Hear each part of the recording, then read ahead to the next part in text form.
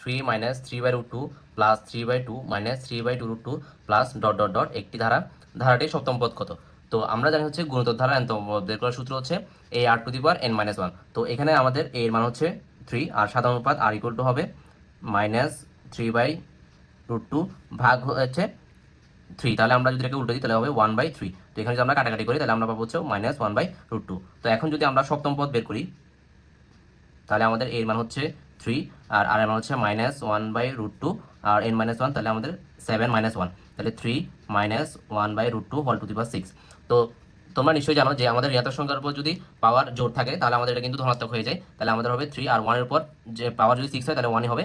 R √2 whole to the পাওয়ার 6 মানে হচ্ছে কিন্তু আমাদের 6টা √2। তাহলে 6টা √2 কে যদি আমরা গুণ করি, দেখো 2টা √2 কে গুণ করলে আমরা 2 পাই, আর 2টা √2 কে গুণ করলে 2 পাবো, আর 2টা √2 করলে 2 পাবো। তাহলে 2 দুগুণে 4, 4 দুগুণে 8, তাহলে আমাদের হবে 8। তাহলে আমাদের সঠিক উত্তর হবে 3/8। গ।